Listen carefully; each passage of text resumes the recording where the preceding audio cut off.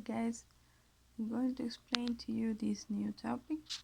Today we're going to learn about the active voice and the passive voice, more specifically the passive voice. Now, first question you may be asking is what?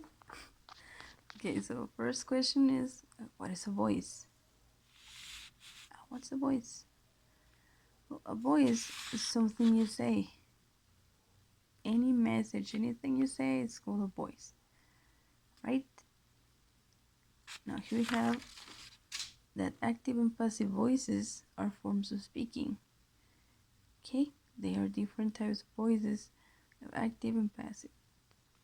The active voice is something you say, anything you say, as long as it's an action with a result. Okay. For example, here we have some active voice situations. We have I play video games, which is I have a subject, my action, and an object, something I play. She reads mystery stories. Can I have a subject, an action, and an object? In this case, she is my object, reads is my verb, and mystery stories is my object. Now, the last example, they visited grandma. Okay, so you don't need to have very complicated messages. You just need to have three important things to have an active voice: a subject, a verb, and an object. In the active voice, the subject is very, very important. It is the start of the show. Now, the passive voice is different. It's a little bit more complex and it has different uses. The active voice is used in almost all situations. Passive voice is a special kind of sentence that we use. Scientific articles, academics, or journalism. Do you remember the word journalism? I hope so. If not, you can check your vocabulary, please. Okay, other uses of the passive voice are, okay, so we use it in conversation when we don't want to say the name of a person. Also, we use it if we are focusing on the results of the action. Yes, so the structure of the active voice is very simple. It's the typical structure. We have the subject, the verb, object, and complement. The passive voice is a little different. So the active voice, we have here a simple example. It says I love cats. You know this is true. Okay, so we have the subject. The subject here is I. Verb love, and the object cats. A little question: what tense is this sentence in? Is this the present, the past, the future? Well, this is a simple present. Yes, it's simple because it doesn't have any auxiliaries. It's just one verb, okay? So we have the typical organization: subject, verb, object, and complement. In this case, the complement is not here. We can include and say I love cats every day. And there you go. That's my complement.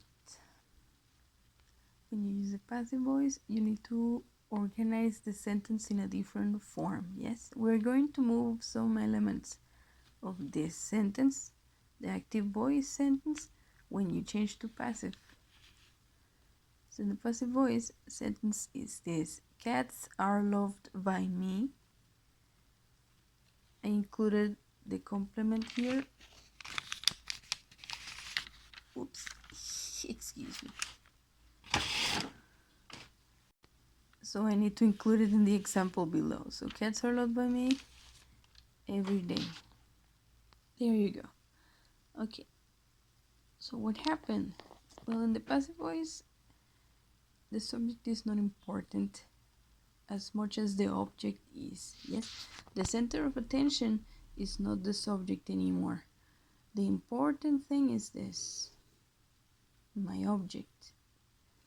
So in the passive voice, my object is going to take the first position. It's going to become my subject. And this person, the original subject, will become the object.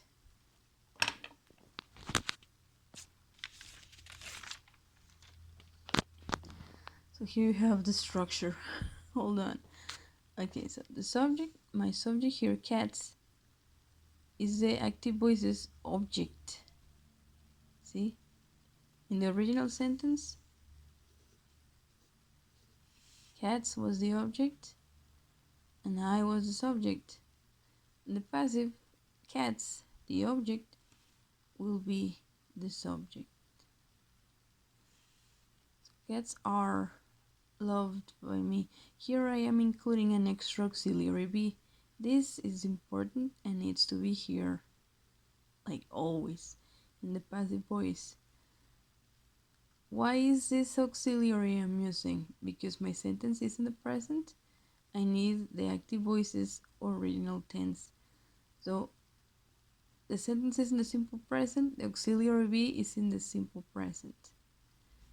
The verb I was using is going to become a participle verb, and this last part is my object.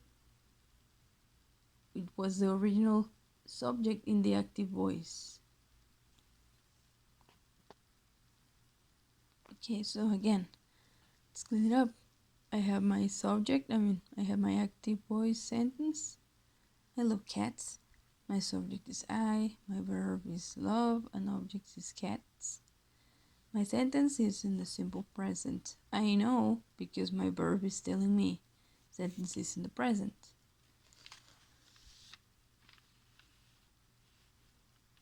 Okay, so when I change this sentence to the passive, I need to change the organization. Oh, yeah, I know, it's scary. Don't worry, it's easier than it looks. So,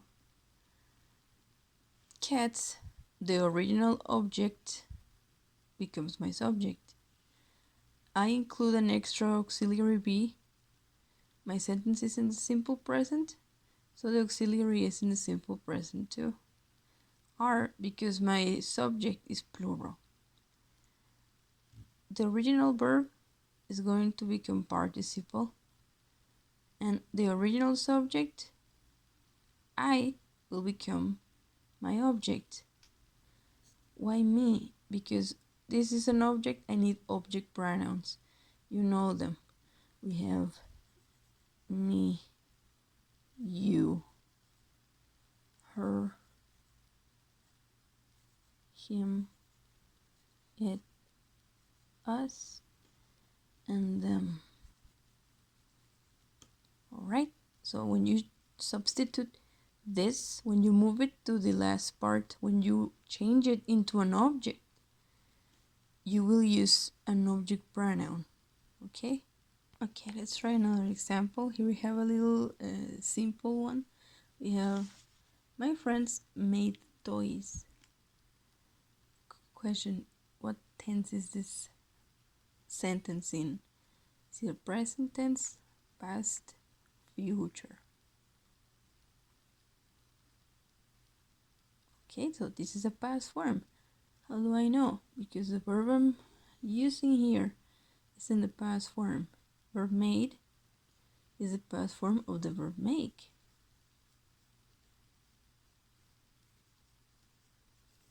You need to pay attention to these changes so you know what auxiliary you're going to use. Yes? So this sentence is in the simple past. Okay. Now when you change to participle, passive voice, you're going to have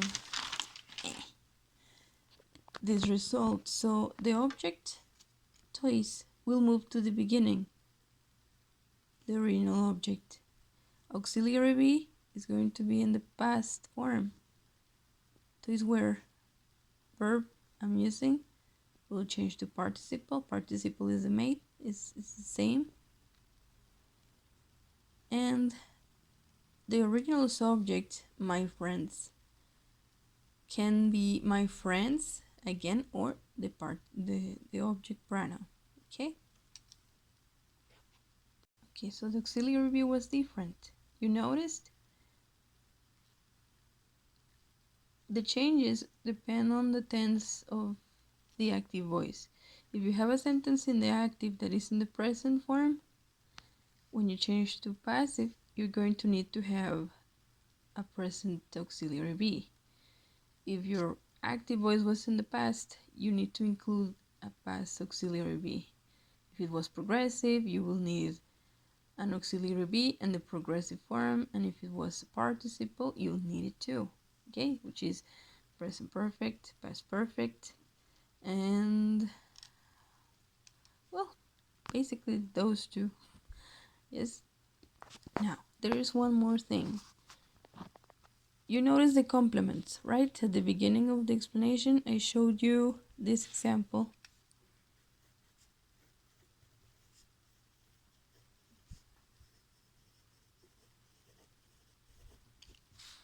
I love cats every day. So my sentence has subject, a verb, an object, and a complement. So what is a complement? How can I tell the difference between an object and a complement? Remember, the object answers the question what or who.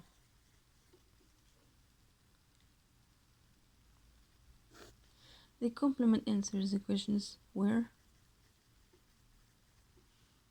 when, how. The complement is not important, so it is going to stay in the last position. When you make the change and you move the subject, the cats, include auxiliary be are, the verb you're using changes to participle.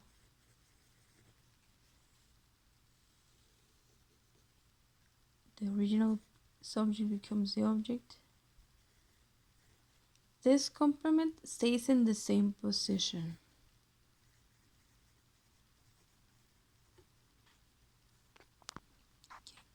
I'll give you another example using time, more like place, yeah? Alright, so here we have the example. People study English at Ikatsu. So what is my subject? People. What is my verb?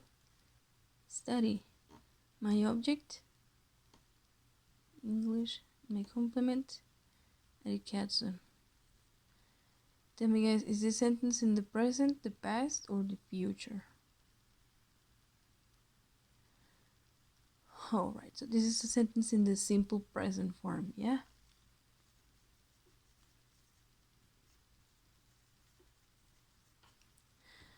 Okay, when I make the changes, and I change this to the passive voice, I'm going to do this. I'm going to move my object to the first position. We have English. English is singular, so the auxiliary be I need in the present and singular is going to be is. My verb would change to participle from study. Study. I move my subject here as an object. And my complement stays in the same position.